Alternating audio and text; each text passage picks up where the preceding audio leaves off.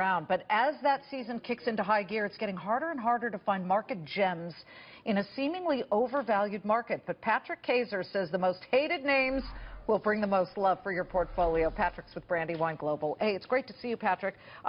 Okay, how do I find these names? So we tend to look for cheap stocks. It's the first thing we do here at Brandywine because we know, and I think everybody knows, value investing works really well over the long term.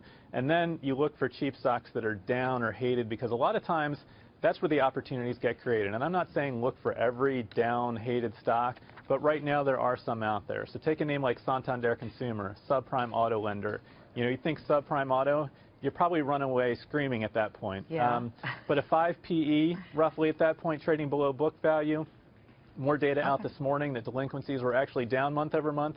So that's one. And then on the bigger side, we've got names like Bank of America, Citigroup, cheap banks trading below tangible book value, low PE. And then if you really want to kind of go seasonally contrarian, you've got a name like Macy's, which has a great real estate portfolio, but people are acting like they're going to buy all their gifts on Amazon or somewhere like that. And so that's just, you know, there are names out there where people say, wow, long-term challenges, but a lot of times they get overly discounted into the price. Folks, Patrick just told you the classic rule that Buffett goes by. You buy good companies going through tougher times because then they are cheap. Macy's is down 29% year over year. Quickly before we run, what happens in December? Do you see the Fed hiking rates?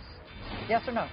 Yes, we do see the Fed hiking rates. That'll be good for financials, bad for utilities, and a lot of other things people have been hiding out in.